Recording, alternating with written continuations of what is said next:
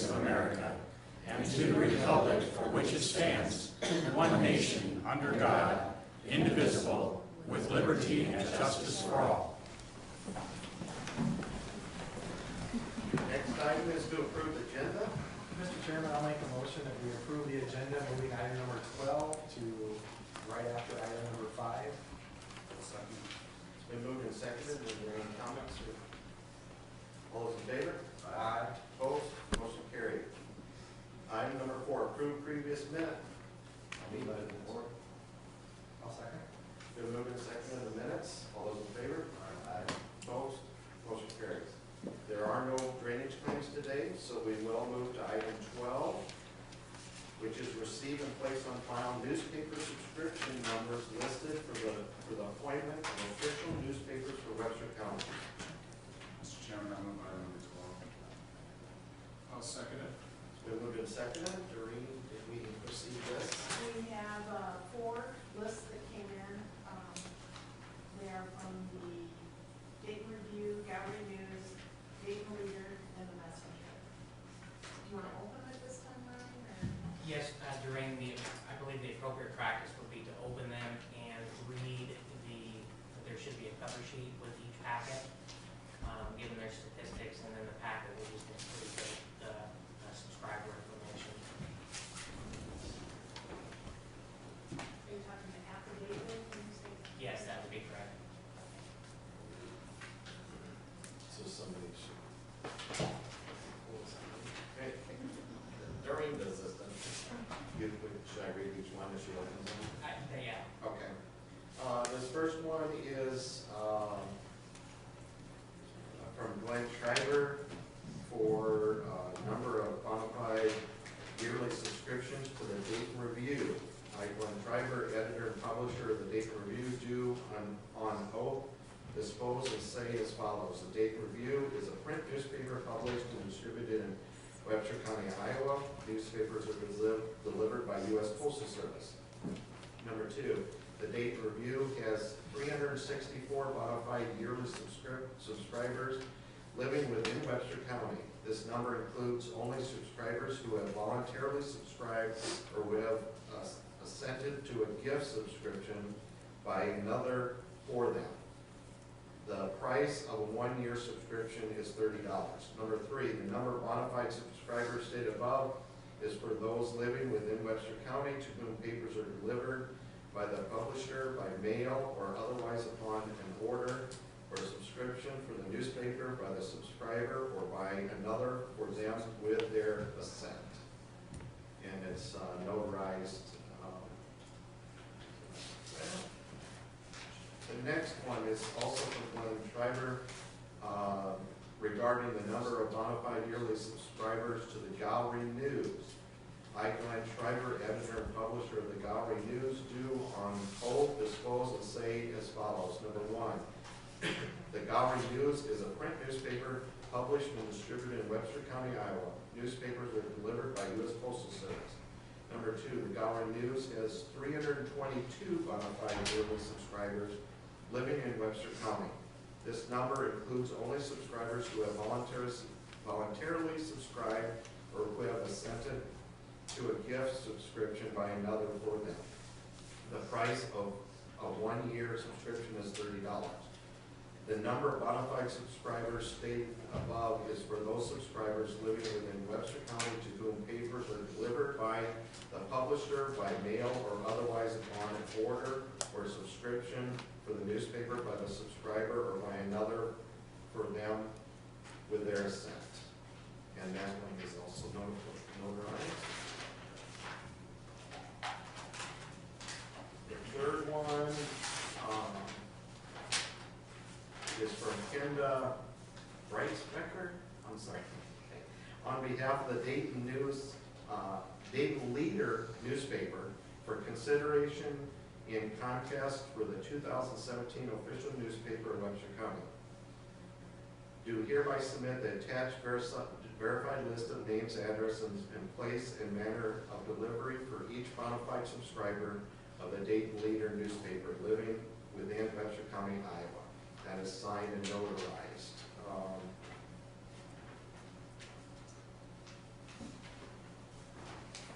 does not add up the number. Does it up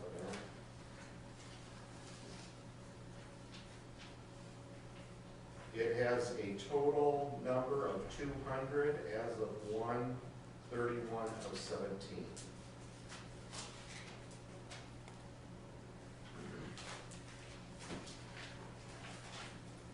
The next one is a letter from the messenger. The messenger is formally submitting its list to Webster County subscriber.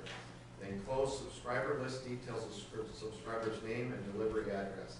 The left-hand column under the header route classifies the method of delivery. MAL means mail delivery. Otherwise, a subscriber would be delivered by an independently contracted carrier. Being a daily newspaper, the vast majority of our deliveries are made by carrier and are not done through the mail. Being a daily newspaper, we also have subscription terms of less than 1 year. This is a major difference from weekly newspapers, which typically do not offer shorter subscription terms. Many daily newspaper subscribers prefer to pay 13 weeks or 26 weeks at a time. The subscription term that each subscriber has is listed on the right-hand side of the attached sheet under the header sub. So the subscription terms are 13, 26, or 52 weeks. Some are also listed as 1. If they are listed as 1, they are an auto pay customer that is billed directly to their credit card or checking account each month. The messenger, as of January 19, 2017, had 4,965 paid subscribers in Webster County. The messenger is audited annually by the Alliance of Audited Media. I've also enclosed our last biannual audit for your review.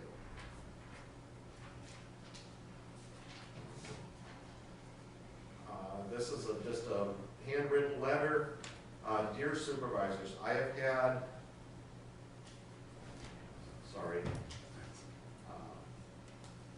worse writing than I have. I have had a heart attack, I'm sorry, and then a painful tooth infection. The Gowrie,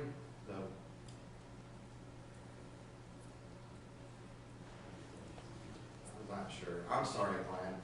Do you want to read it? Sorry about this. Reflex. I can try to read this if you You want. wanted to try and read it? Well, Or do you want to just?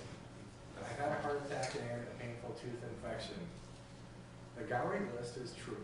We haven't had time to compare our signed assent forms with the gift subscripts for Dayton review. I will respect any decision you will make. We would like 2 days to reconcile the signed assent forms. When Schreier, my doctor's, I'm sorry, I can't do the bottom line. Did you want to? Yeah, the bottom, my doctor shouldn't. I don't know, sir. Something about didn't want me to come to meetings. Oh, I apologize. Yeah, we just, and then my attorney was sick yesterday, so we couldn't get certain advice that we wanted to get, but we just had those problems for 2 weeks, and if we've got those assent forms, I think we're in pretty good shape, but I know we're in good shape on the Gowrie News, but the date review is one where we do have quite a few assent forms that we would like to reconcile, and we just didn't get to. Okay, thanks, Glenn. I guess I'd look to Ryan to, what is that? Unfortunately, we have to take the list and the information as it is now. Okay. As we all learned last year, Mr. Schreiber, we have to take what we have now, and the Board of Supervisors can consider all information in determining whether the list is true and accurate. But as to your 2-day extension, I do not believe that the board could give that, just because the deadline was today.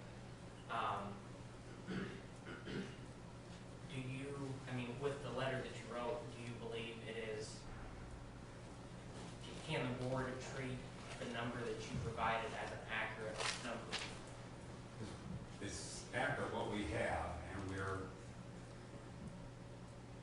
pretty darn accurate. We might be off 25 or 30, but because trying to jive these assent forms with, it's hard to keep up. We had it down pretty well like last fall, but we just haven't caught up. But anyway, I don't know, I'm not giving you a very good answer there. I'm sorry. I guess, Brian, I mean, we have these letters that are signed by them, but now it sounds to me like, at least on one particular case, he's kind of reneging to some extent that this is a true and accurate list. Is he not? Or, I guess I just need to look at you for advice on what to do. Well, I don't know, I mean, the original plan today was to accept the list, place them on file, and review them. My understanding was that the board was not going to make a decision today, but that we were going to make a decision next week after review of the list to ensure that there were not any fraudulent entries or to ensure that they were all within Webster County. And to do that, we were going to rely solely on the list that were provided, unless anybody had any additional information to provide to the board. So I think the answer to the board would be whatever Mr. Schreiber's answer is regarding whether or not he believes the list that is provided is a true and accurate list.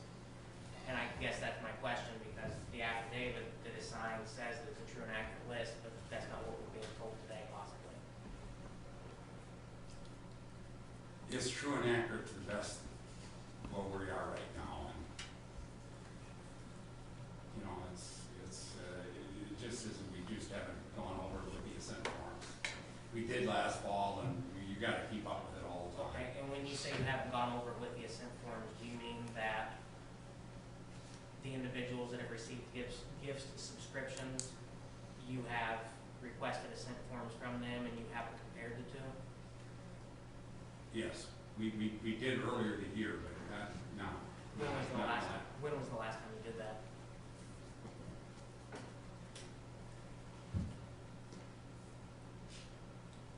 Probably last summer sometime.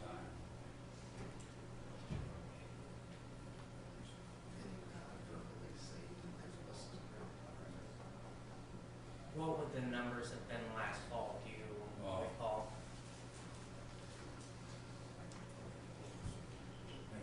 Does that matter? No, it doesn't. My question is, I think is pretty simple. Because I want to try and do this correct this time. I hear verbally that he's saying this is not a list we can count on being accurate.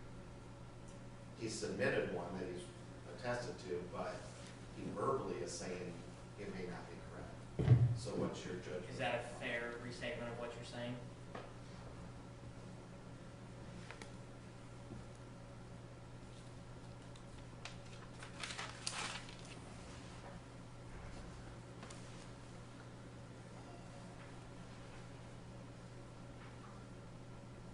I would say it is only going to be off at the most by 50, at the most, but probably not that much. I don't think it could be off any. You submitted something with the double. Okay, well, That's all I was saying. I was just going I to think that worst needs case to be an scenario. opinion from Ryan as Yeah, to. we're gonna have to take what was said. I Okay. assume this conversation is being recorded. We can just take what was said and, I'm gonna have to look at it so we don't get into the same mess as we did last year. Sure. Are you still represented by Mr. Kramer? Would you be? Well, we just had to do the, we just had to do the affidavits. Okay. At this time, I think the board's next move would be to ask if any other newspapers had any comments that they wanted to make, And then review. and then we'll take it under consideration for next week. Okay. Any other papers, the message represented anything from you? Okay.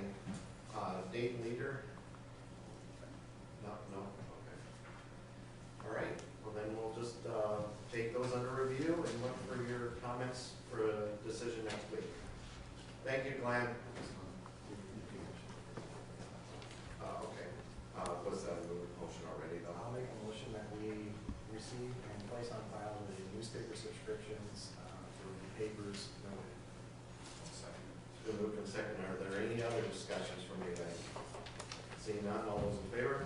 Aye. Opposed? Item 12 carries.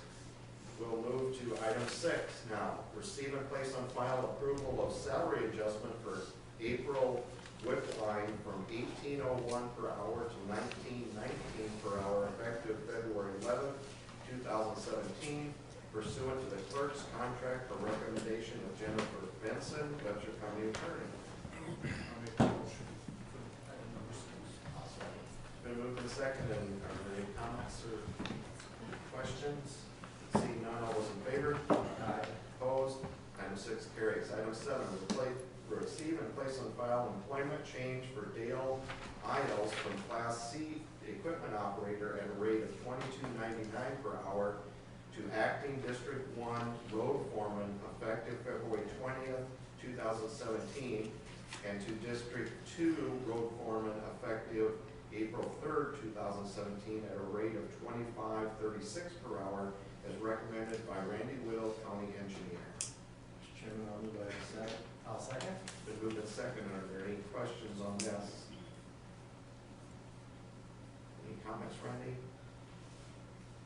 Unless there's questions, I can review why we came with this agenda item if you wish. Keith, I think. I guess you I have a think question. both of those supervisors live in the southern part of the county. I just have a question on that. Yeah, Yeah. yes, they do. The two current ones do also. Okay. Yeah. And then they basically, their office is their truck, that they're assigned, and, their job is to, in summary, their job is to, plan, organize, schedule, train, motivate, discipline, assign, inspect, and evaluate the work assigned to personnel. Each district foreman oversees 16 equipment operators. And for the public's knowledge, Yeah. their district is one side of the river, the other side of the river, or the boundaries? Yeah, as far as middle management to the secondary road department, we do not have a maintenance superintendent, but we do have 2 foremen. The county is long north and south, so we have divided the county into approximately east and west half, approximately 169, but some of it has to do with the Des Moines River. So there's a District 1 foreman's the east half, District 2 foreman's the west half. And we have a District 2 foreman retiring at March 31st, and I have the District 1 foreman having some major joint replacement surgery coming up here in a week or so. So this, if you would approve this motion, that would kind of fill this gap and transition this into the future. Any other questions? Seeing none, all those in favor? Aye. Opposed? Item 7 carries. Item 8, approve and authorize county engineer to fill vacancy in the secondary road department due to an employment change for Dave Isles. Mr. Chairman, I make a motion that we approve and authorize the engineer to fill the vacancy. Been moved and seconded. Any questions on this? Randy, comment? I can comment that according to the bargaining agreement contract, the position that we'll be filling is technically called a Class C equipment operator out of Dayton. Class C is primarily a motor grader operator. They also operate other equipment. And so according to the bargaining agreement, for 5 working days, I have to post it internally. If there's not a transfer, I will then advertise to the general public. Any other questions? All those in favor? Aye. Opposed? Item 8 carries. Item 9, adopt resolution approving salary adjustments for elected officials. Mr. Chairman, I move item number 9. I'll second it. It's been moved and seconded. I will read the resolution. Whereas the Webster County Compensation Board meets annually to recommend a compensation schedule for elected officials for the fiscal year immediately following, in accordance with Iowa Code Chapter 331.905 and 331.907, and whereas the Webster County Compensation Board met on January 25th, 2017, and made the following salary recommendations for the following elected officials for the fiscal year beginning July 1st, 2017. The elected officials' current salary and then recommended salary I'll state. Auditor, current salary $64,821, increased to $66,442. County attorney, current salary $101,512, increased to $104,050. Recorder, $64,821 current dollars, an increase to $66,442. The sheriff, current salary $85,731, increased to $87,874. Supervisors, current $36,593, an increase to $36,772. Supervisor chair, $37,638. That number's not correct.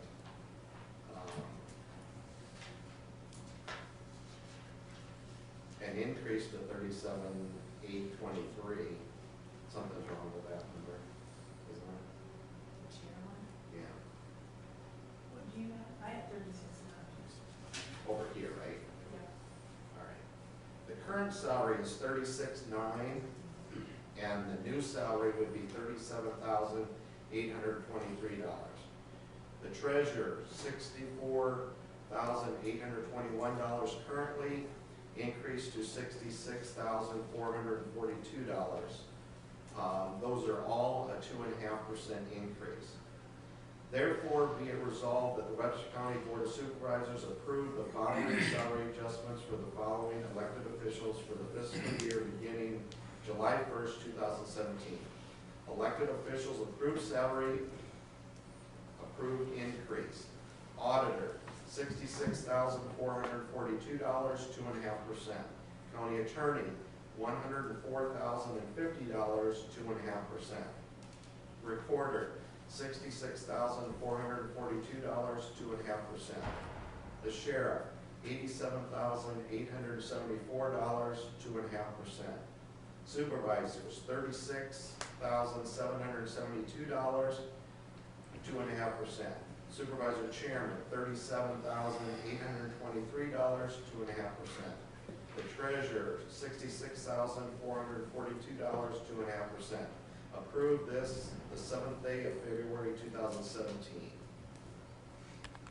It has been moved and seconded, that resolution. Is there any questions or comments on that? Seeing none, this is a roll call vote.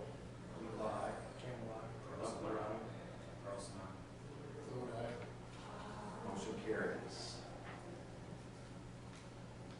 Item 10, approved letter of authorization for the Webster County Recorder to establish a bank account with Northwest Bank for the purposes of depositing funds from the Recorder's Office and designating Lindsay S. Loffensweiler and Shelley Hearn as official signers for the account.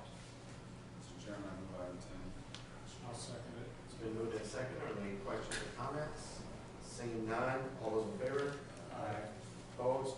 Item 10 carries. Item 11, receive and place on file the manure management plan for Webster Court, Section 22, Township 87, Range 29, Clay Township, Webster County. Mr. Chairman, I make a motion that we approve item 11. I'll second. Been moved and seconded. Any questions on this? Yeah, they added acres, they changed their crop rotation, and they're using a reverse analysis for their application. I would make a comment that I appreciate that Keith Biglaw is reviewing these now a little more than we had in the past and giving us a reason why they're updating. Any other questions or comments? Seeing none, all those in favor? Aye. Opposed? Item 11 carries. Item 13, consider departments for to administer general relief fund. This is just a consideration item, so I don't know if Carrie and Ken want to make any comments, and then we can discuss. This is a item, we're just trying to determine where the best place to put our general relief in, and basically the choices have boiled down to either leaving it in public, or changing it to public health, or leaving it in community services. Any comments, Ken? First? Okay.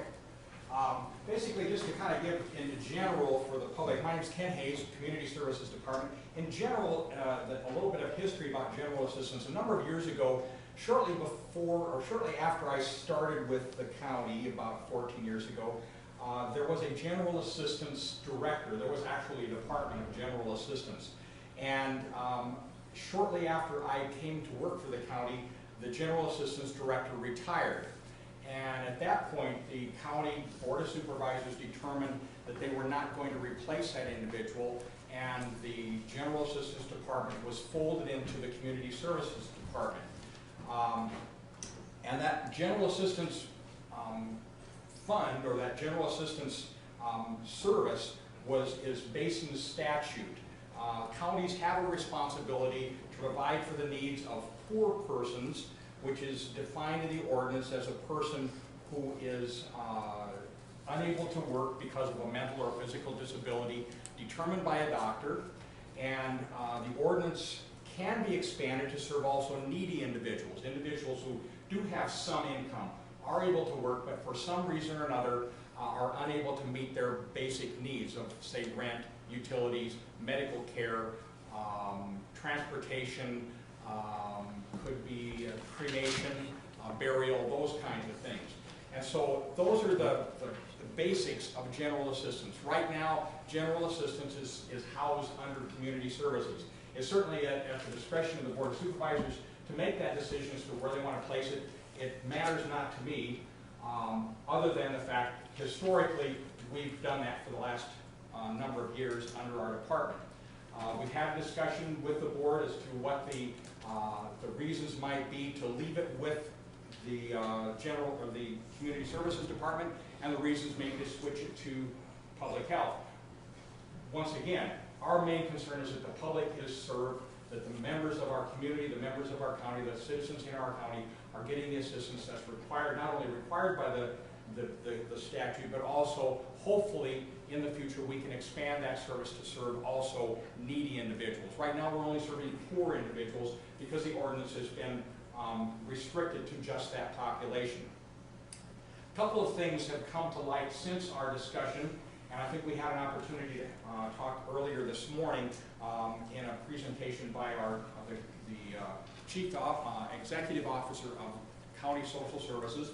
County Social Services is the provider of and administrator of mental health dollars here in the region. Our region covers 22 counties, and part of the purpose of County Social Services has been to reduce the burden on the county taxpayer in any way that we can under the auspices of mental health. One of the things that County Social Services has offered to every county in our region of those 22 counties is to absorb the administrative costs of general assistance. In other words, the portion of my salary and the portion of my office manager's salary that goes to general assistance would be absorbed by County Social Services. Right now, that's about $8,000 a year that is paid by the county in those salaries. And so that would be, and if that cost increases, they would continue to cover that cost. So if the ordinance was expanded, and the cost for my administrative or my office manager's administrative purposes were to increase, then that would be absorbed as well. So that's one benefit in leaving it with the Community Services Department.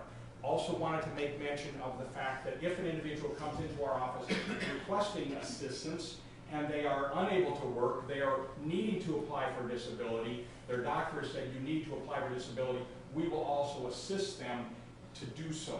Our social worker also will, for our county, our service coordinator, Janet Gadbury, does a very nice job of working with folks to get them enrolled with Social Security so they can begin the process of applying for disability if they need that assistance.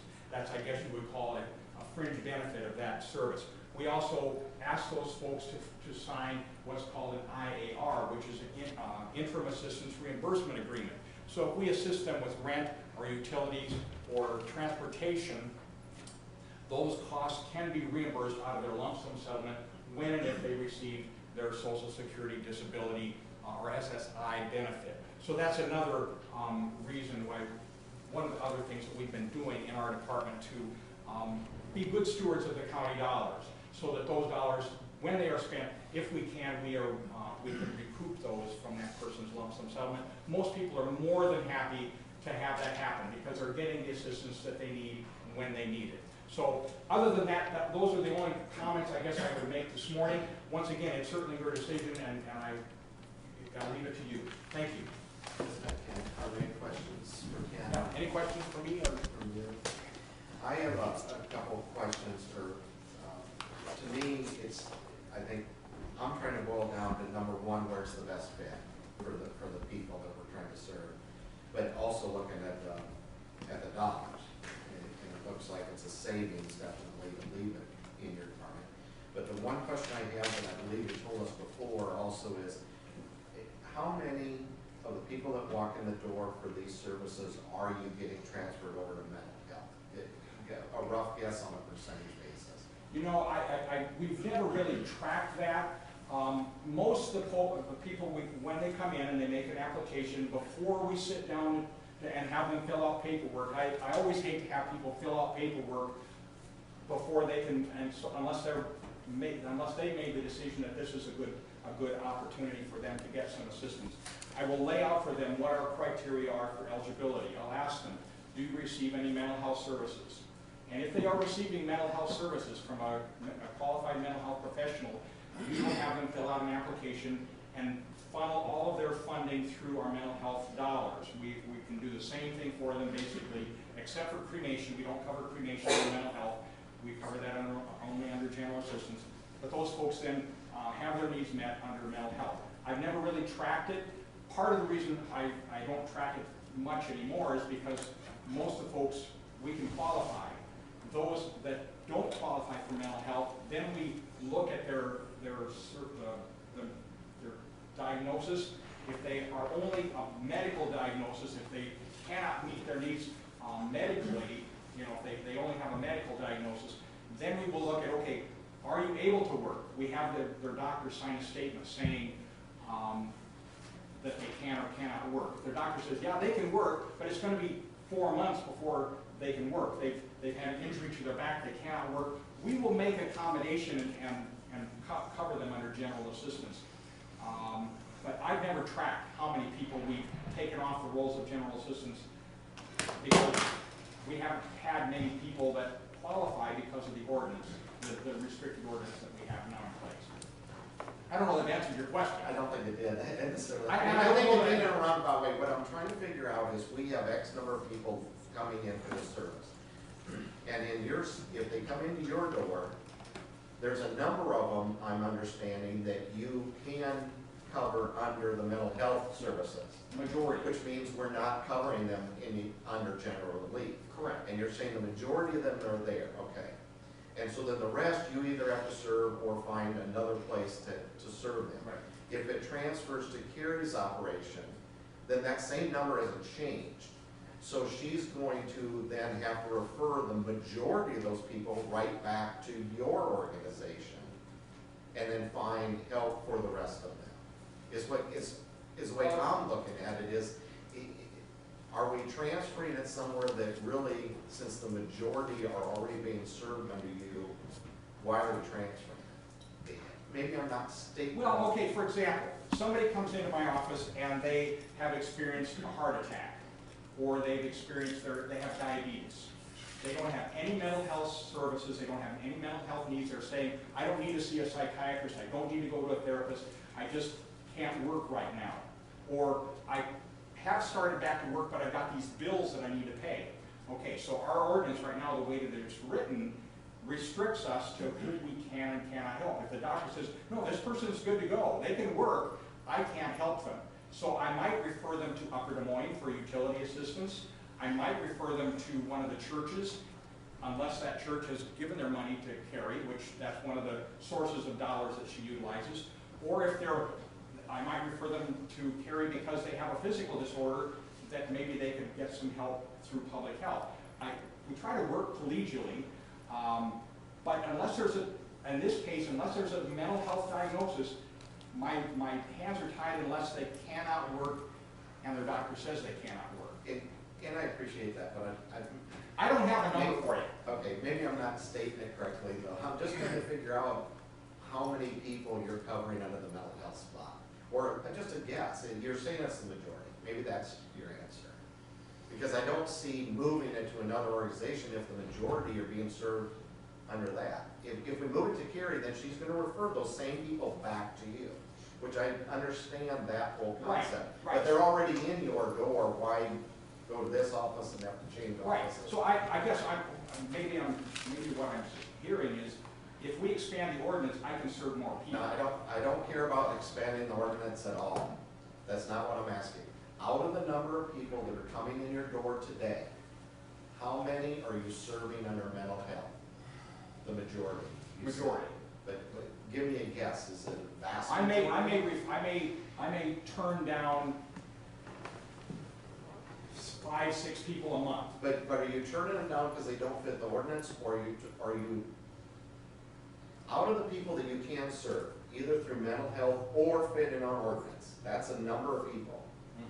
Out of that, not the turn downs, out of that number, how many are you serving under mental health, and how many are you having to place somewhere else?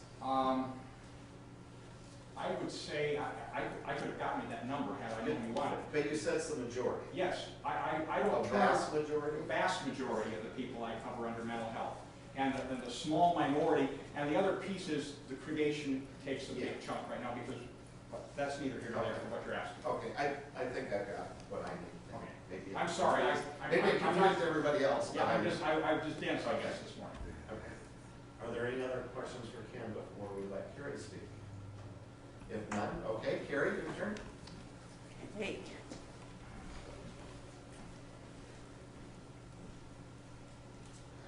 I'm Carrie Prescott, I'm Director of the Health Department. We started maybe asking about this general relief, the rules and regulations around the ordinance, when we started to do our coordination of care with Unity Point, Berry Hill, Upper Des Moines. Local churches came to us. They have a set amount of funds, and they were finding that it was really hard. They didn't have the qualified people to coordinate that care. We've been doing this work for about 8 months to 12 months.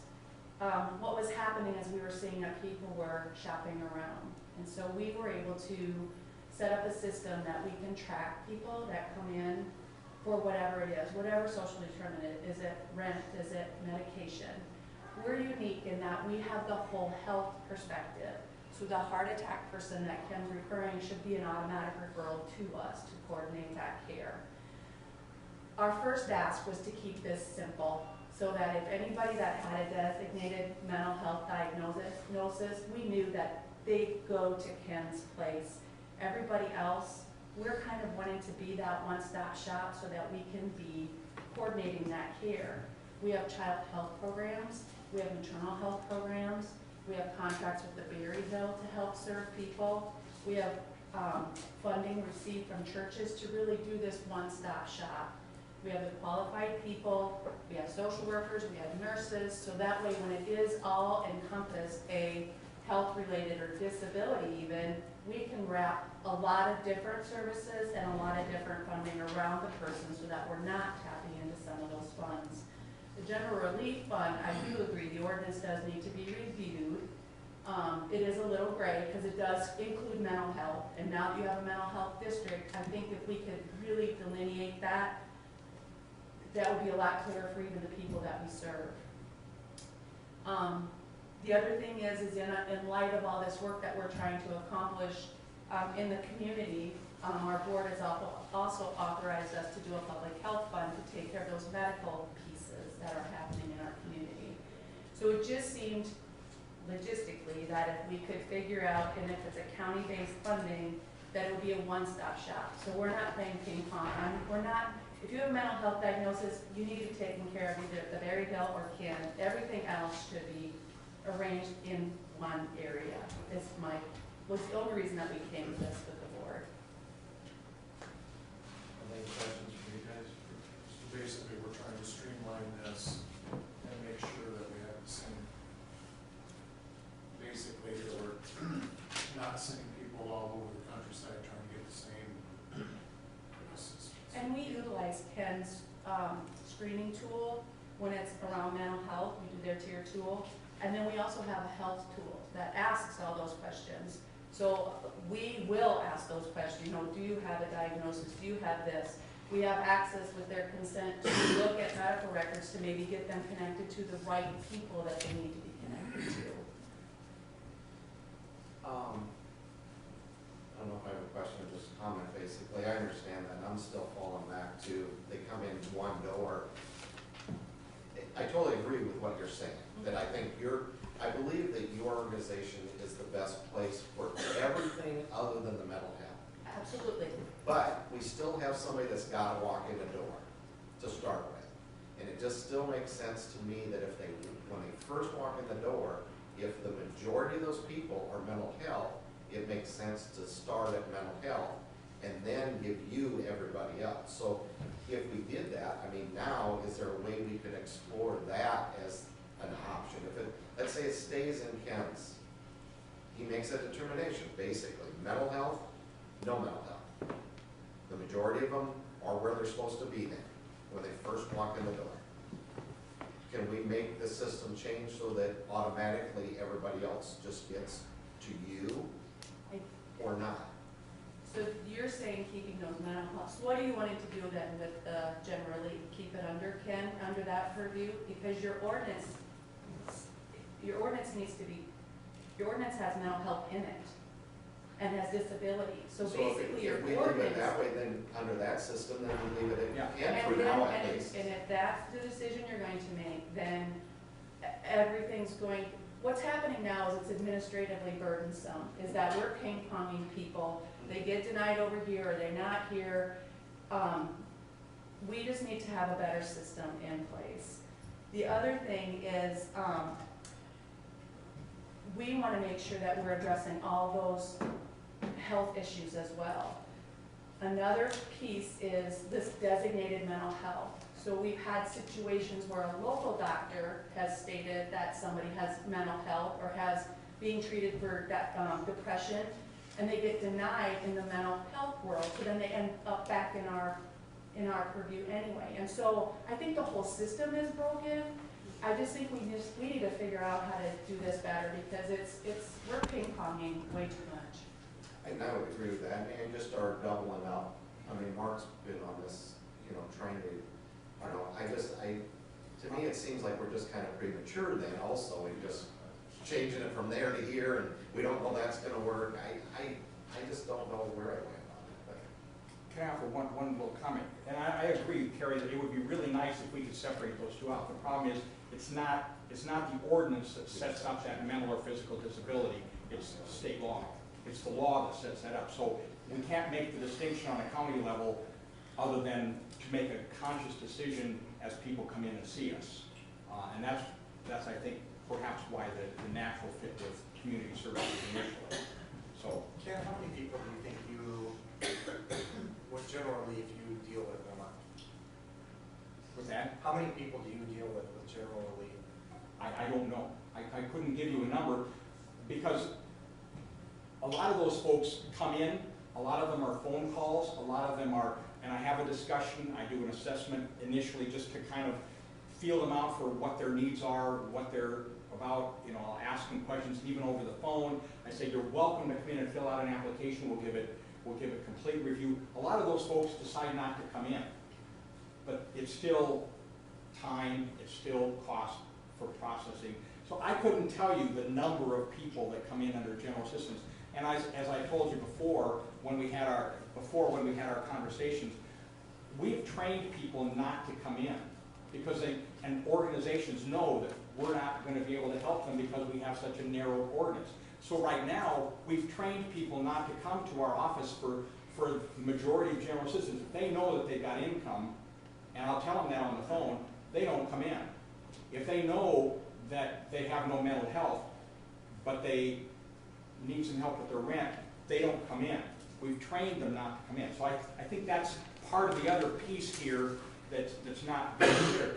Like I say, it can go to Carrie, and Carrie can do a fine job. They can come to our office, we can do a fine job. We just want to make sure the persons in our county are being served. That's the whole goal here, is to make sure that people. Right, so. And that's where, when you say that we've trained people not to come in, I think we've actually, I mean, people have sought out our public health, the churches, and created the compassion fund because of that training. So, I mean, that's why I think it actually fits very well with public health in the respect of they have the access to the other accounts or the other balances or funds to assist them if they need funds for medications, rent for a month or something like that. I mean, I like the fact that you're doing the mental health side of it, but I think we do need to flip and have them start at a one-stop shop, because otherwise we're seeing the people. When we get our payables every week, we see some of the same names on there going from one entity or one department here shopping our services. And I think a lot of that's where this discussion came from. I would like to see this streamlined somehow. I like the fact that, as we discussed before, and Mr. Lincoln verified this morning, that if it does switch to public health, they still have access to all the records and are able to see if they're getting services in another county and coming here now to shop those services or seek services. How do we improve or build upon those services to help the person even more? Or find out that they need something completely different.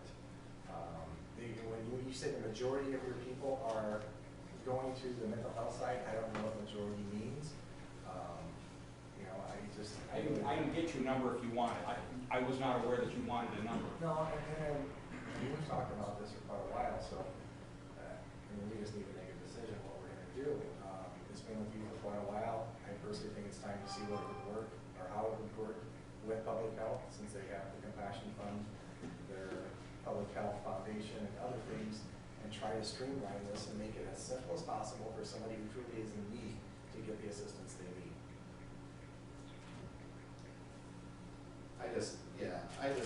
I see your points, but to me, we're dealing with general relief.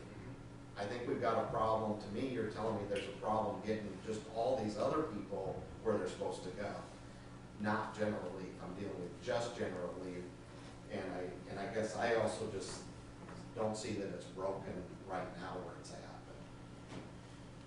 But I don't know the answer, and I honestly don't believe that either of you know the answer. Well, and I don't think we'll ever, you know. I don't think we'll ever solve the problem for every person. It's always going to be equality.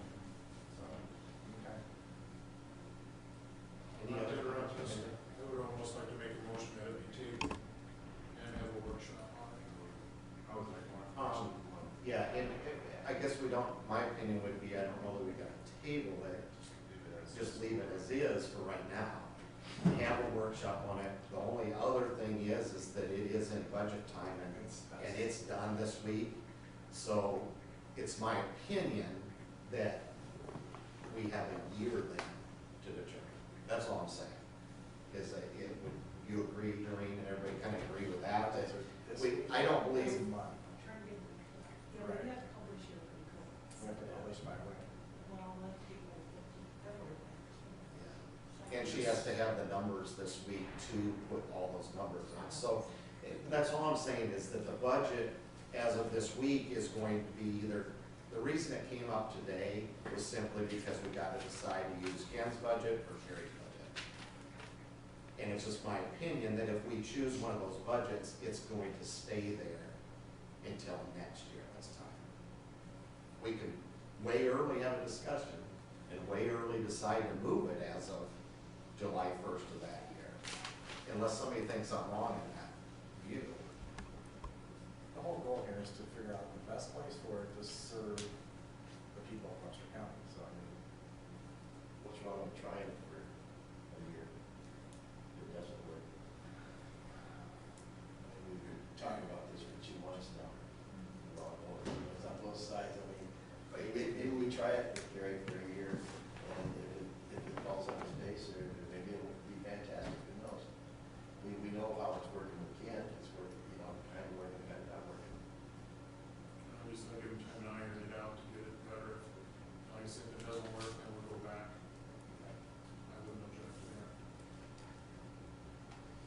discussions? Okay, we will move to the next item then, which is approve a department to administer funds for general relief. I would make a motion, if I understood it correctly. I'll make a motion that we move the general relief fund to the public health department. I'll second that motion. Been moved and seconded. Any other discussion? I will just make one more comment that we are going to not save the administration money to looking at budgets. And $8,000 we can spend At on least. general relief. at least, because it probably will go up as if you open the ordinance. All right, any other discussion, questions? All those in favor? Opposed? Motion carried. Item 15, General or Greater Fort Dodge Growth Alliance to give presentation. Morning.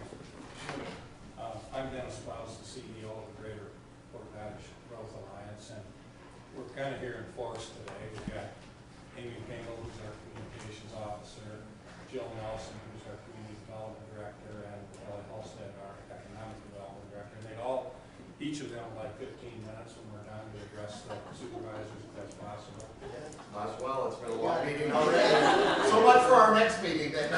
We got the comfy chairs, haven't No, actually, we're here today just to present your membership plaque, but I think, more importantly, I'd like to welcome the two new supervisors, Supervisor Thode and Supervisor Carlson, and to thank what you guys have done in the past for this area, for the communities, and for the rural areas of Webster County. I've been here for over 40 years in the area working, and I have not seen better cooperation between this board of supervisors in the past than we have had with the other entities in Webster County, whether it's other communities or whether it's the city of Fort Dodge or Iowa Central Community College or the schools, all of which, that collaboration, all of which is why we are more successful than we've ever been before economically. So I just want to, on behalf of the Growth Alliance, thank you for working with us and for your support in our organization. And then finally, not to drag your meeting out any longer, we're also here to ask if there's any things that you would like to know that we haven't conveyed or things that we could do differently. Before you answer, I would add to that too that I don't think people know, and I will stop, but I don't think people know how much time we spend in our office communicating as a group with other elected officials in Webster County, with the schools, with our staff, and it has made a difference. So again, I just want to thank you for that. And now I'll let you answer if anyone has an answer to that. Thank you, Dennis. I would just comment, yeah, I think it's a fantastic relationship. We do meet at your office. You coordinate lots of meetings for us between the city and you. Way better than the system used to work in the past, I think. So, we do appreciate that too. I had some questions, when we first went in the collaborating with all the other groups together, we had one vote, and I had some questions about whether it was going to work or not, and it's worked out really, really, really well, and it's a great success. And for the public's knowledge too, everybody has to understand that we basically allow the Growth Alliance to be our economic developer, to the most extent, so that we don't internally have to do it. So we rely on the Growth Alliance for a lot of that work too. Thank you, Dennis. I will hand you your plaque. Oh, thank you. Thank you very much. Thank you. Appreciate it. And I think we've got one other thing. Okay, no problem.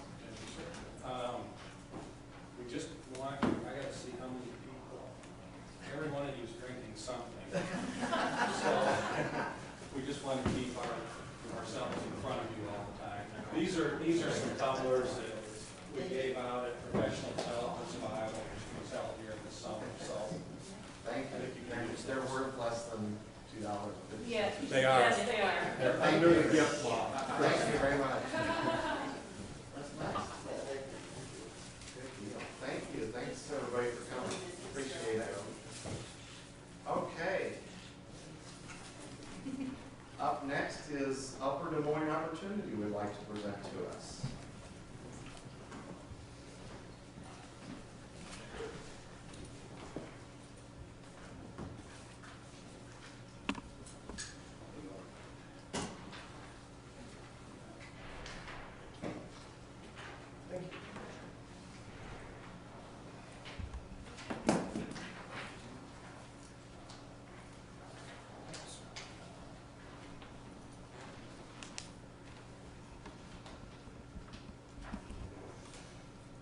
morning. Again, I want to thank you this year for taking the time to let us provide a presentation to you of the numbers of services that Upper Des Moines Opportunity has provided in Webster County over the last year. You will see, we've been up here, well, at least I can speak for myself, this is my fifth year as executive director of the organization. I've been here every year since I started. And this is kind of a continuation as to different services we provide, as well as the numbers and the impact that we've made in your community.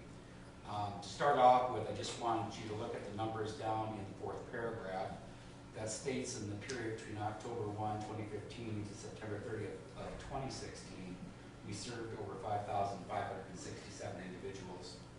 And in 2,096 Webster County household cost of money brought into your county of $1.2 million, which is not money that comes from the county, it's money that we brought in through grants or through private donations, quite a considerable amount.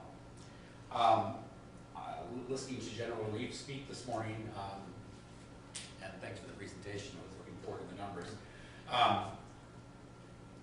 The people that come into our office, a huge number of those are referred to us from General Relief. So we do make a significant impact on the county money that you spend in providing services to the needy and to the poor, who are our primary target group. On the first page, I think, that we have after that, it's a small chart. I wanted to point out that of the primary services, there are three of them that stand out here. The first one is in the emergency and energy services, which would include LIHEAP, one-time payments and rent or whatever emergency costs that families have. We spent over $766,748. That's quite a significant amount of money for those emergency needs. In the housing programs that we wrote for, though those seem to be on the chopping block at the state and federal level, we still brought in around $148,000 in serving people that were either homeless or at risk of being homeless by taking care of their rent for a month or two. It is a service that we provide there that they do not receive any subsidy directly. What they have to do is to provide a percentage of that rent before they can get approved for that rent. So it's a joint funding effort between the client as well as us. The other one I wanted to note too is the weatherization program. We provided over $250,000 in services there and basically weatherized over 21 homes, affecting over 45 families. With the weatherization program, that program in particular saves the family annually around $400 to the utility company. So energy-wise, over the length of the lifetime of that house, we make a significant impact in savings and utility costs for families that are struggling from month to month. So we just wanted to be able to point out we have several of the programs. We at one time provided a significant amount of food programming, but that we reduced when we joined forces with several other food pantries in the area and turned that effort over to some of the other ones. We are constantly right now looking for efforts to consolidate and, like others, and reduce our costs and services. And one of the ones that we've done this last year is moved over and got space donated to us from the church and then reduced our costs in that area. So that money that we save, which is over $20,000 a year, goes back into the services we provide. Though we have not received any significant amount of money from the county of Webster, one of the things I want to point out from the other counties that I do share with them is that money that is donated for the services we provide to low income, and they all have to be income eligible to receive our services. At least 200% of poverty guidelines or below that, depending on the program. Weatherization is 200%, LIHEAP is 175. The rest of our other programs are either 125% or below. Okay. But with that said, one of the things that we intend to do this year is to look at additional ways to reduce costs, and as well as to work more diligently with other programs to try to seek out and serve more people in the area. We continue to see a climb in the numbers. This last year, we've seen a 12% increase in the number of clients we are seeing in Webster County alone. The unfortunate thing is the funds that come from the federal and state monies are not increasing, and actually there's a potential of being cut. So we are trying desperately to figure out ways to redirect money. Monies that we do have, we have to be careful because we spend your donated county money in your county. It just goes nowhere else. So we have to be cautious as to the other counties that are donating. With the only funds we can redirect are from our community service block grant that we have to try to balance out among 12 counties in our service area. It's quite a challenge. So, the other numbers I provided for you in the back are just demographic numbers. They do a breakdown in gender, age, ethnicity, education, and whatever. There's a variety of different things to point out. One of them, I did want you to know as far as source of family income for those that we've served, less than 20% of those families, you can see those numbers there, are any on FIP or any other direct subsidy assistance. Most of the families that we are serving right now are working families, and unfortunately they don't make a wage that keeps them above that poverty level of what the program might be. That's my presentation. I don't know if any of you have any questions. Any questions? Yeah, We've exactly. got a lot of information. Yeah, this is good information. I mean, it's, I appreciate that. What is our allocation of the block grant that you get? Well, it all depends. What they do is, this is one of the challenges we always have with the state. The state gives the money to the Department of Human Rights. And then what they do is they break it down among the 99 counties and of course the agencies that represent those counties. I'm trying to remember, it's always based on percentage of poverty. So what they'll do is take our agencies, combine that total amount after they've calculated what the poverty levels are for the 12 counties we serve. I think yours last year, and don't quote me, I didn't bring that email with me, I think it was right around 11%. And we totally, for CSBG, only get $400,000 to serve the 12 counties.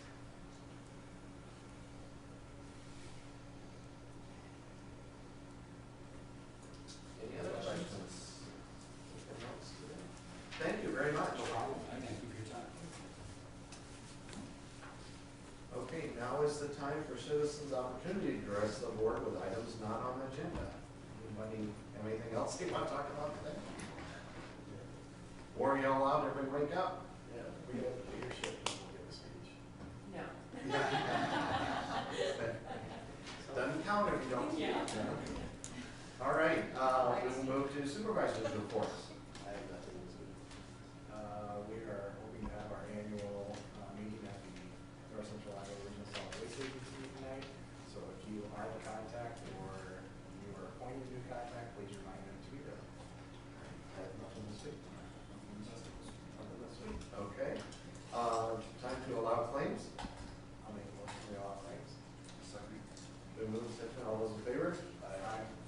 Those opposed? Claims are approved. All right, we are done with the regular meeting, so we are going to have a workshop on TIF. We're going to recess for 5 minutes, give everybody a little bit of a break, and then we'll move into our TIF workshop. Everybody can stay for TIF workshop if you'd like. Are trying to educate ourselves and get a little more up to speed on TIF and make sure that all of us as a group, the Randy from Road Department, the gals from the auditor's office, that's who, and then Allison from IT that does a lot of work on this. We're just trying to all get up to speed. This is the first step and the first meeting in a sequence of meetings that I want to have over the next couple months. So with that, I'll let you just educate us.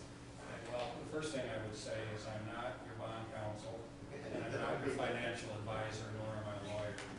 I'm a guy that's worked with this for 30-some years, and so I'm bringing sort of a practitioner's point of view today. But I tried to summarize some things based on conversations that Meryl and I have had. What's on the monitor here is a basic summary of tax increment, and I'm going to just abbreviate that even further and go through it. But we've also talked a lot about school districts, and so this is a kind of an interesting thing that shows all the school districts in Iowa and how they are affected by TIF and which ones are affected the most and which ones are affected the least. And then there was a third handout that I gave you that's just another way to sort of summarize what I'm going to go over and to summarize what's on the monitor. Real briefly, you know, TIF started in Iowa, or urban renewal started in Iowa in 1957. So it's been around for a long time. In 1985, they added economic development as a public purpose. Up until 1985, slum and blight removal was the only thing that TIF could be used for in Iowa. that's a result of some things that the city of Fort Dodge did here in their East Industrial Park, where in working with bond councils, we found a way to essentially qualify economic development projects under the slum and blight definitions in the code. And it started being used in so many places that the legislature said, hey, we ought to just change this and make economic development public purpose under Chapter 15A, and they did that. 410 of the 946 cities in Iowa used urban renewal. I don't have the number of counties, but the fastest growth in the use of urban renewal and TIF in the state of Iowa is by far at the county level. It's been very valuable to what we have done here. What TIF is, and I'm going to go through that first handout that you had on the monitor. It's a way of reallocating property tax revenues that are collected to a separate fund, and it's reallocating those revenues above a certain base level. And it takes what would normally go to the schools, the cities, the counties, and puts it in a fourth fund if you were in a city, or it makes a third fund if you're in the county called the TIF fund, to be used for things that are allowable under the code. The funds that you collect from that TIF area have to be spent, not in the TIF area necessarily, but they have to be spent within the urban renewal area. In order to use TIF, and we'll go through the process here after a bit, you first have to create an urban renewal area, which you've done in Webster County, and then within that area you are eligible to collect incremental tax revenues and spend them anywhere within the urban renewal area. And I think all of yours are coterminous, they're the same, I believe. But for example, the city of Fort Dodge, they are not the same. So the difference, and it has, the use of the funds have to benefit the urban renewal area in some way. The difference between tax abatement and tax increment financing is that tax abatement abates any new taxes, so that, let's just take a Cargill for example. If you use tax abatement there, Cargill pays no new taxes. If you do tax increment, they pay the taxes, you collect it, and you decide how you're going to use it. The other difference is that when you authorize tax abatement, that abates 100% of the new taxes that are created. If you do tax increment, before you collect the new taxes, the treasurer carves out of that any debt service payments for any of the taxing jurisdictions. If the county had GO bonds issued and you had a debt service levy, that gets carved out before you can collect incremental tax. Same way with the schools. They also carve out any couple, any bonds for the county, any voter authorized levies get pulled out of that, and those things go to the county and the school districts regardless. So, and it depends on what township you're in, but I'll give you an example where the city of Fort Dodge, for example, would have, let's say, a $44 tax rate. The amount of TIF, the TIF levy that they apply to the new taxes is 37 of the 44. The other $7 is carved out to pay off debt service on GO bonds and goes to the schools for Pell and so on. There's also a process here that I know the county has been through. It means you got to decide what the boundaries are. You have to do an urban renewal plan that talks about why you're creating it in the first place. What are your objectives? It goes to your plan and zoning commission to write a recommendation to the supervisors. A copy of the plan goes to the other tax bodies. In this case, it would be the schools. And they get a chance to comment. They don't have any remonstrance capability, but they get share with you what they think about what you're planning on doing. You then hold a public hearing. Then you pass a resolution adopting the urban renewal plan. Then you adopt ordinances establishing tax increment areas. Again, two completely different things. They don't have to be the same. They can be the same. But the significance is you collect this money from a tax increment area, and you collect it only from there, but you can spend it anywhere within the broader urban renewal area. The other thing that is true is anytime you change your urban renewal area, you have to notify the other taxing jurisdictions.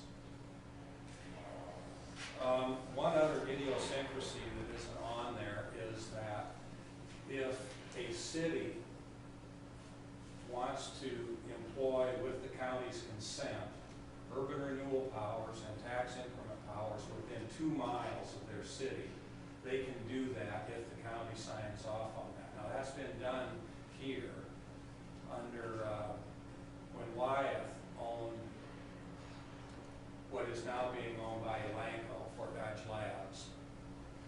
There was a project that was being done that could not be supported by the tax revenues that were going to be produced by the project.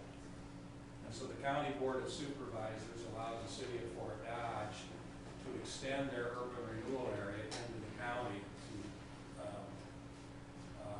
utilize those powers with the labs and collect the tax increment revenues. Now, the project that was done created about 2/3 of the revenues to support what was given to them. The rest of it came out of the city urban renewal tax increment areas and subsidized, if you will, that first project. And that's why it was done that way. Cities can't go anywhere in the county beyond 2 miles. They can't do it without county consent within 2 miles. But there are situations where counties do give specific permission. You can include, under restrictions on types of property, there are none, with the exception of ag land, that's defined by section 403.17 of the state code. There you have to have the property owner's permission to include agricultural land within an urban renewal area. Now again, I mentioned before, there's a base, and then you collect taxes on incremental values above that base. Everything that's collected below that base, that was collected before you establish an urban renewal area, continues to go to the taxing jurisdictions like it always had in the past. Dennis, real quick, that's something I want. Yeah, and interrupt me here. I mean, it's a little thing. I'm just trying to give us a base to start from. One thing I didn't understand that I learned last week on that, where you were talking about the base being set, if anything else increases during that time, then that becomes part of it, such as CJ. CJ out there built a plant, and we did all the calculations, and it all started with so much TIF income off of that. Now they've built a new warehouse, and that will create more TIF income to us. I didn't realize, I just always took it, you had a base and you had a new project value, and that's what you did. But I learned last week that you continue to TIF. Even though, once it's in the TIF area, even though you did not provide any subsidy or assistance for that warehouse project, it still becomes tax increment to the area. Which is when Allison's doing calculating, I was presuming that that income amount would stay static forever, basically, unless something dropped off. Well, every CJ again, when that gets on the assessment and on the tax rolls, that will increase our TIF income. Yeah. I thought that was Talk a little bit about the ramifications of that and what choices you have here in a little bit. But I guess adding to that, that base, when you determine the base level, that determines above that base when you get tax increment, it goes back to January 1 of the year before you first certify debt for that area. For example, let's just say we're creating a new one, and in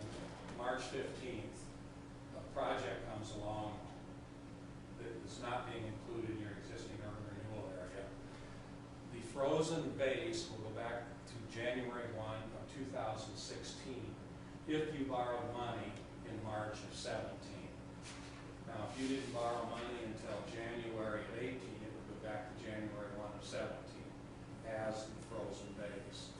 And sometimes that can have a significant impact if there, probably not much in the county, but in cities, if it's urban renewal and you have property there, the demolition of that property, the timing of that demolition makes a big difference in how much increment there is. If that property is there at the date that you certify, or at the, when you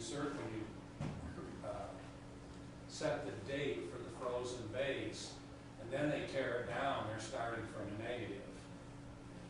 And let's say that they tore down $200,000 worth of taxable value, and they create $700,000 of taxable value. They're only going to have tax increment of $500 because, again, whatever that base is continues to get distributed as normal. Maybe use an example of the Sears building as the prime example of how that would be applicable. Well, yeah, if, and the Sears building, the Hutton project, because that's an amendment where the city will have to go in and add that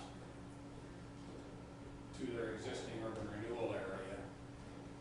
If they want to generate the most revenue, they certify debt based upon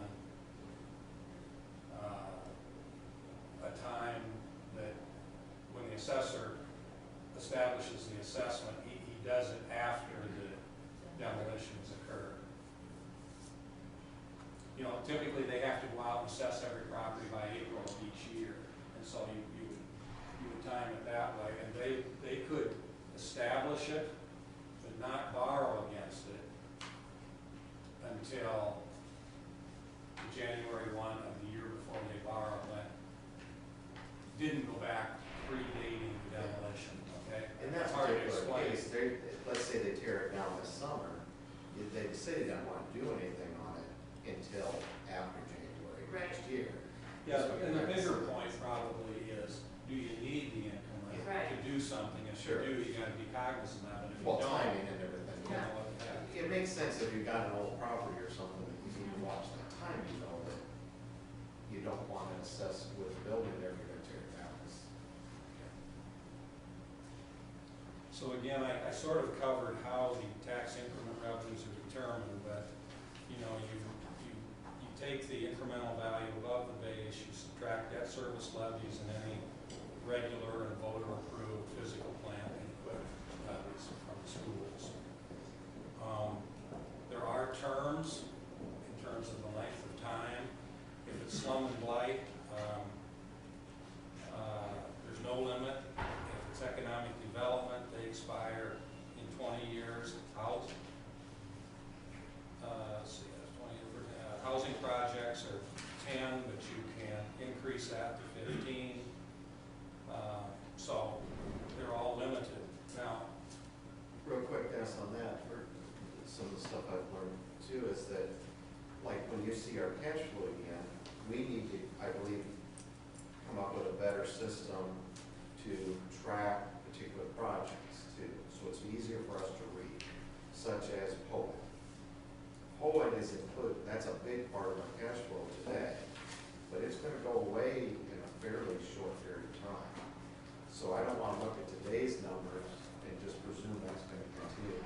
So that's one of the things I've talked to Dennis about, we'll work on with Allison and everybody, is to come basically a better way to graph and track all of the projects, so we know, okay, POET's $300,000 is going to go away in 3 years. That we don't get ourselves into something that we know we can't do. So. yeah, in fact, this is not on any of the handouts, but I made a couple other notes here.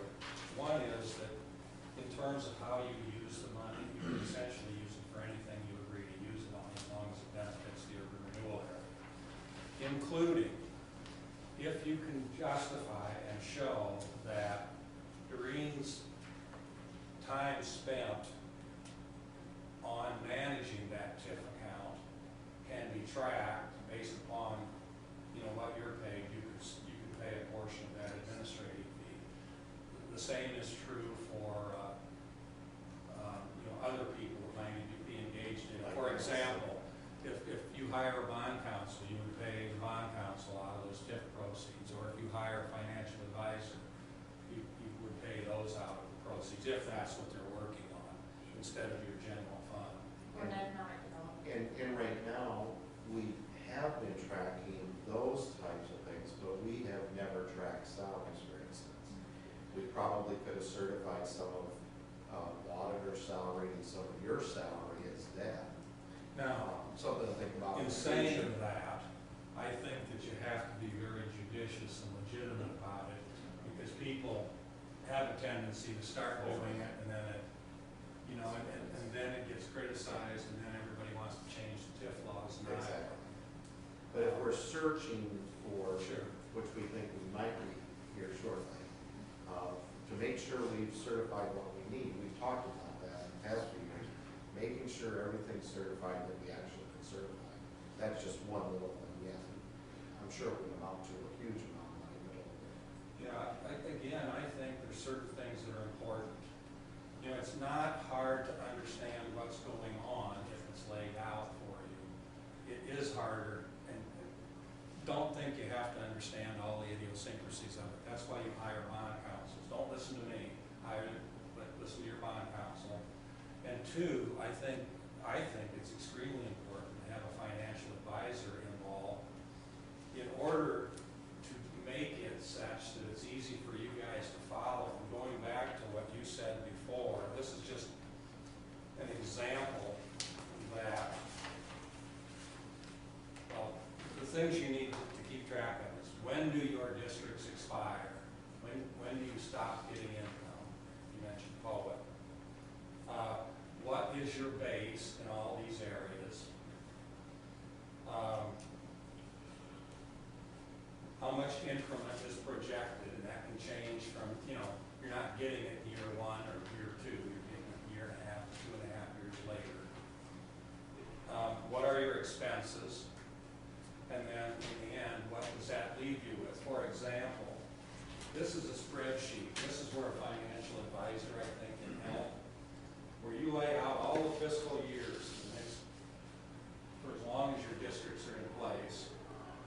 What is the tax increment? And this has to get modified every time you do a project. How much tax increment value is there? What's the rate you're calculating? Because each of the townships are different. Then what's the maximum revenue that's produced? And then you put all your projects in there and what kind of debt service is owed on every one of those projects based on the amortization schedule you put together, so you know where the money has to go. And you can see it all. You can see Cargill, CJ, whatever. Right here, we know what we're paying every year. We know if it's $306,000 for 1 year, 2 years, 3 years, or 10 years. And then annually, you will show whether you have a surplus or a deficit in that particular year with increment available. It could be either. And then it shows what your ending cash balance for TIF. But this is an easy way for especially supervisors or staff to just pick it up and say, okay, in fiscal year 2020, all of a sudden, we're really in the black. And if we don't certify more debt, we're not going to collect the money. Now, I'll stand up here like a stereotyped bureaucrat and say, well, we got to collect the money. We can't let it go back, which is sort of the premise of TIF. But, and I would agree with that. We've talked about letting some of this go with a different view. Here's what I would personally guard against, and that is not certifying enough debt to collect what's out there in 2020, and then coming back in 2021 and certifying it. And the problem is,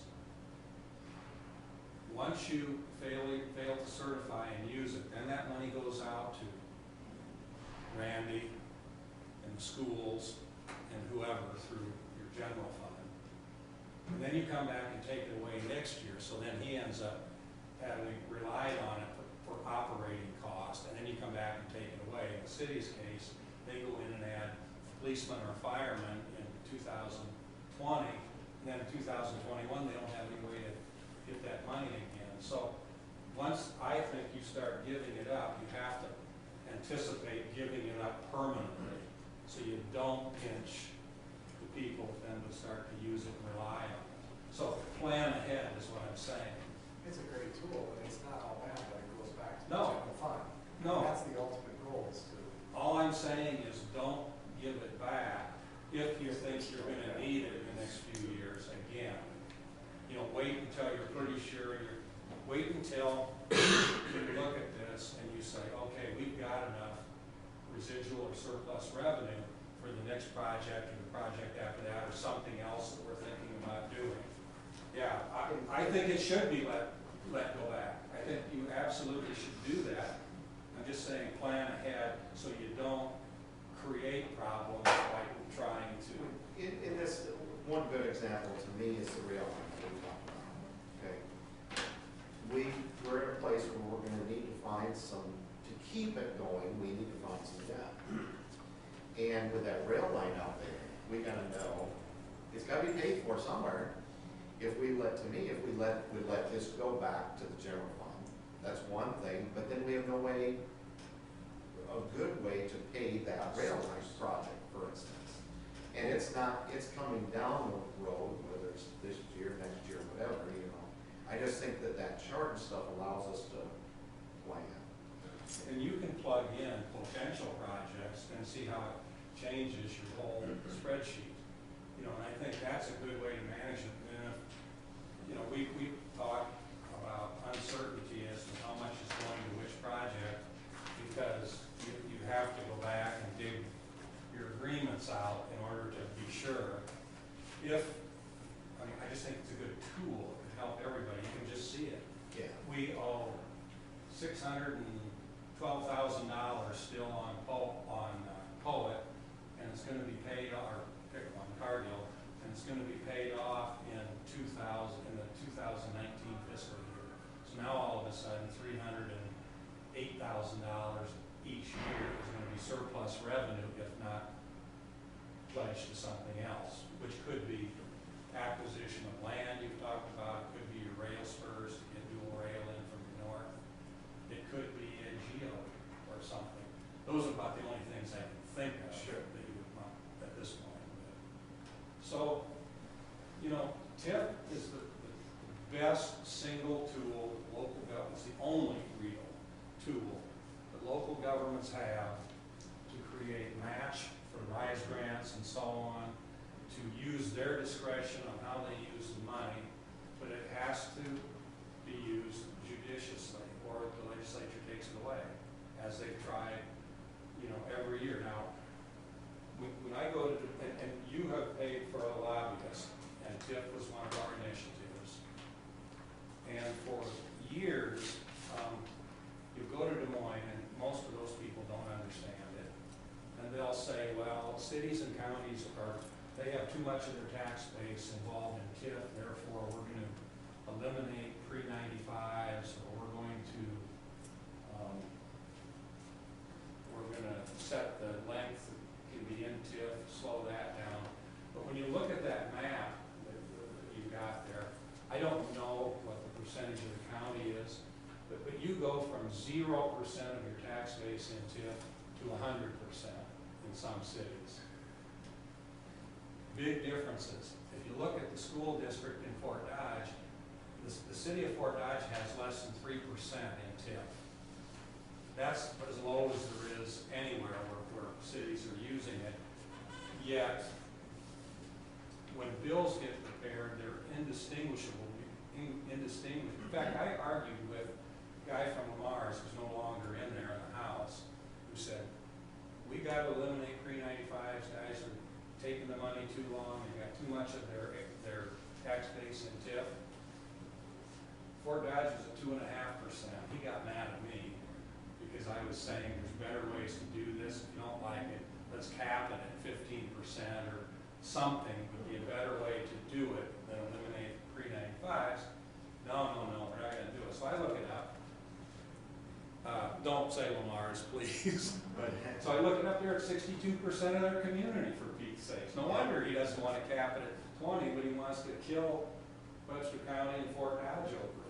Yeah. So, Well, just real quick, another bit of knowledge, when we talk, you keep bringing up the school districts, I have become aware of is, again, who you're using the money. I think the city tips something, and they get used the county and the school district. that's right. Now, the county gets zero. The school districts, it's somewhere around 85% back, I call it backfill, correct? Yeah, the county is the only taxing body that loses. Everything. And the big issue is typically your general fund, and I asked you, that's what you Yeah. say. And it's the same with the cities, because that's where police and fire principally are paid out. And to me, what I'm trying to get at is for the county, which we're deciding, we're only taking the school district's funds, and they're actually getting backfilled. So we are really only taking 15%, Right. which on the school district level is not a lot of money. To me, that's what, I'm just saying that to me is why another reason I'm sold now on keeping TIF in place if you can, rather than letting it go back. Now, this, we've used it a lot in Fort Dodge. They have 26 different districts, about half of them are pre-95 and half aren't. And in all those years, we've never had an objection from the school district, because they've supported how it was being used. That's why I think it's important that you use it for things that clearly are intended to create jobs, create students, create tax base, or maybe we're not using it properly. It needs to be invested versus spent. Poet, for instance, to me, the town of Gallery has benefited, or that school district has benefited from Poet being there by more housing and more people living there and those things. Yeah, we did we just arbitrarily picked about 10 or 12 businesses in Webster County and got the area codes for their employees to see where people were actually living that worked at these places. And it ranged in all the companies from 57 to 69% of their employees lived in 50501. The rest of them live someplace else. And as you would expect, if you take Poet, the next highest community behind Fort Dodge for residents was Gallery. If you took Bering or Ingelheim, it was Humboldt. If you took Cargill, it was Manson. So we are in a regional economy, and people go both ways. And again, we're always preaching that. I know you guys do too. That we're all in this thing together. If you took the number of people from these 10 companies I looked at that commute to Fort Dodge from Manson every day, and you take the number of employees times 3 for a family, 15% of the city of Manson worked in those 10 companies in Fort Dodge. And it's just like Fort Dodge. I heard when we first started the ag park out here, sorry, Kelly, when we first started that, I heard comments, well, Fort Dodge isn't getting anything out of this. We're not getting any of the taxes. Let's go ask. But then you take a look at the Ernie Goss report, you truly understand that it's not just the property tax. They do get property tax, but they get it from the new people that live in Fort Dodge, just like Manson and Gallery and Humboldt, all benefit, as does retail, wholesale trade, healthcare. $383 million a year comes out of Poet, Valero, and CJ in economic return millions. 291 million goes to Webster County, and the other 92 million, or whatever it is, and 92 million is distributed throughout the 8-county area. You guys may not have seen the report, which I should give it to you, but I know you three have. So, but again, we did that not because we wanted to know what the numbers were. We did it so that people could understand how they benefit from economic development projects. You know, the clerk at Casey's needs to understand how their life becomes better if you have a new manufacturing facility in this area. And, you know, it's like the Alliance. Gallery's a member of our Alliance, Calendar's a member, Manson's a member. I mean, they're getting it. And they don't have the ability to provide, Manson can't provide 25 million gallons of water out there to support what's needed. So they are able to work with us for ancillary economic returns. Anyway, I'm getting off base here, but so what else do you Any other want my opinion on today? I'll have questions, probably not today. Well, again, you know, I'll let Dennis continue, but again, I'll just stress that this is, it became apparent to me that the whole operation here needed more education on TIF. It's new to us, just like you said, the fastest growing, the fastest segment that's using TIF is counties. And it's because counties never used it before. And so we're all learning TIF. And this is relatively new to us. We just started when Carpenter came, you know, so we're only a few years into this, and our cash flow analysis and all those things are new. For our board, Clark really handled it. We all needed more education.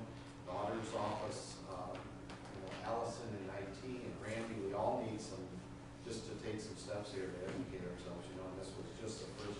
Dennis is so knowledgeable about it, and it's the first step in giving us the base so that in a few weeks, hopefully, when we have more meetings, I do believe we've probably been a little stingy not having our bond counsel and our financial guy come up and at least get us on the right track. So I think that's going to be one of the steps, and then internally, I think we'll be in a better position to know where we're at. You can do just about anything, but how you do it, you have to have your bond counsel telling you. And I think in order to understand what you're doing and to look into the future, you need your financial advisor at least to set something up the first time. Because there's just, eventually, it's going to be way too much to keep track of, in my opinion. You know, when I look at this one I took from Chef Amherst, that, you know, eventually if you get 26 things going on, I mean, somebody's going to make a mistake, and you can't blame them for it. And as good as, I mean, Allison's The been. easy one was Poland. Precisely my point. And Allison, I mean, she educated me so much last week, and she does a fantastic job with these. But she was reading, I was having her read a contract the other day to determine what it was worth. Allison should not be reading contracts to tell us what it says. That's Well, the bond counsel. here's what you have to read. Here's what you're talking about. You know, none of us, I shouldn't be reading those contracts. We need to get back to where the attorney is telling us what that says.